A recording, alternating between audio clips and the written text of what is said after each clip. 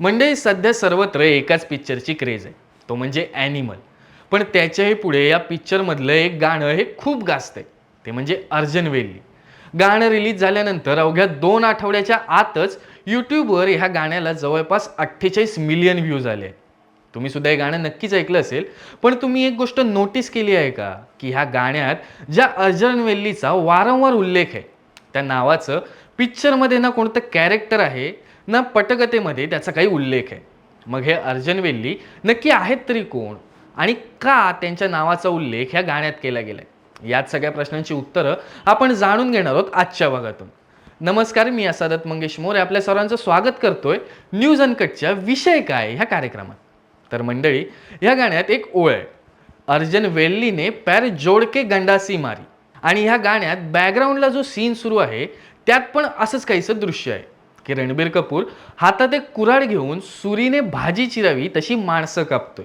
पण या सगळ्याचा संदर्भ हा एका खऱ्या घटनेवर आधारित आहे असं जर तुम्हाला सांगितलं तर विश्वास नाही ना बसत आहे. पण हे खरं आहे, अर्जन वेल्ली हे एका खऱ्या-खुऱ्या माणसाचं नाव आहे आणि त्यांनी 1947च्या हिंदू मुस्लिम दंगलीमध्ये सुद्धा खूप साऱ्या लोकांना आपल्या पराक्रमाने वाचवलं होतं. मंडळी, अर्जन वेल्ली यांना पंजाबचा लोकनायक म्हणून सुद्धा ओळखलं जातं. त्यांचा जन्म अंदाजे 1876 मध्ये लुधियानाजवळच्या रुरका नावाच्या एका पिंडात म्हणजेच एका गावात झाला. त्यांना 2 मोठे भाऊ होते आणि त्यांच्या कुटुंबाचा एक खानदानी व्यवसाय होता, प्राण्यांची खरेदी आणि विक्री करणं. असंच एकदा त्यांचे 2 भाऊ बकऱ्या चरवत असताना तिथे काही डाकू आले आणि त्यांनी 2 भावांना मारहाण तर केलीच, पण त्यांच्या बकऱ्याही पळवण्याचा प्रयत्न केला.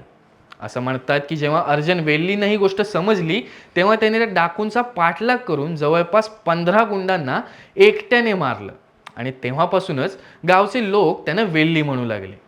पण त्यानंतर मात्र त्यांनी आपल्यासोबत काठीच्या ऐवजी गंडासी, जे की कुऱ्हाडीसारखं एक शस्त्र असतं, ते ठेवायला सुरुवात केली. मंडळी, आत्ता जर वेल्ली या शब्दाचा अर्थ बघितला तर तो गँगस्टर असा होतो, पण त्या काळात समाजासाठी किंवा आपल्या प्रतिष्ठेसाठी लढणाऱ्यांना पंजाबी भाषेत वेल्ली म्हटलं जायचं.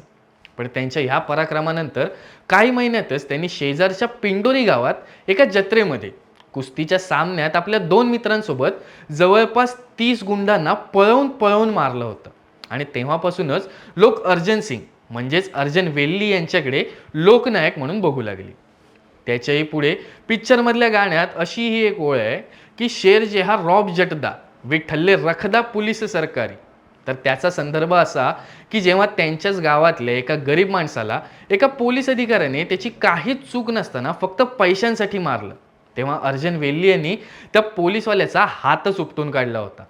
पण नंतर मात्र पूर्णतः ते सामाजिक कार्यांमध्येच भाग घेऊ लागले आणि वाढत्या वयामुळे लोक त्यांना अर्जन बाबा बोलवू लागले. आता जसं की मी तुम्हाला आधी पण सांगितलं की 1947च्या दंगलीमध्ये सुद्धा त्यांनी अनेक लोकांचं रक्षण केलं होतं.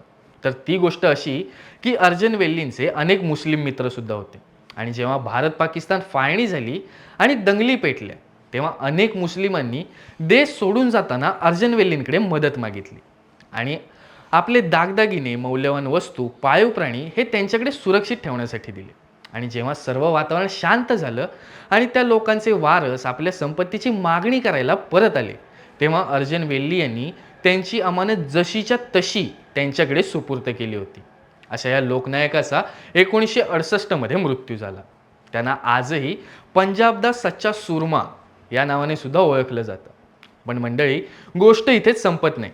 अनेक जण या गाण्यातील अर्जन वेल्लींचा उल्लेख हा हरिसिंग नलवा यांचा मुलगा अर्जन सिंग नलवा यांच्याबद्दल आहे असंही म्हणतात. आता सगळ्यात आधी हरिसिंग नलवा कोण? तर हरिसिंग हे महाराजा रणजित सिंग यांचे सेनाध्यक्ष होते आणि त्यांचा चौथा मुलगा म्हणजे अर्जन सिंग नलवा यांनी सुद्धा प्रामुख्याने इंग्रजांच्या विरोधात खूप लढाया लढल्या. असं सांगितलं जातं की हरिसिंग नलवांच्या निधनानंतर अर्जन सिंग हे लुधियानाचे जहागीरदार होते आणि इंग्रजांनी त्यांच्या किल्ल्यावर केलेल्या एका हल्ल्यात त्यांच्या जवळच्या बंदुकीतल्या गोळ्या संपल्यानंतर त्यांनी एका गंडासीने शेकडो इंग्रज कापून काढले होते आणि एकट्याने संपूर्ण इंग्रज सेना पळवून लावली होती. त्यानंतर ते खालसा फौजेत सामील झाले.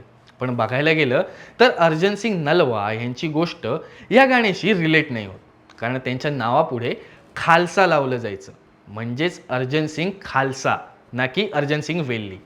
तर मंडळी, हा होता आपला आजचा विषय. तुम्हाला व्हिडिओ कसा वाटला आणि तुम्हाला काय वाटतं की ह्या गाण्यात ज्या अर्जन वेल्लींचा उल्लेख आहे ते या दोघांपैकी नक्की कोण, हे आम्हाला खाली कमेंट सेक्शनमध्ये नक्की कळवा. तुर्तास इथेच थांबतोय. पुन्हा भेटूया अशाच एका विषयासह. तोपर्यंत पाहत राहा आपला कार्यक्रम, ज्याचं नाव आहे विषय काय.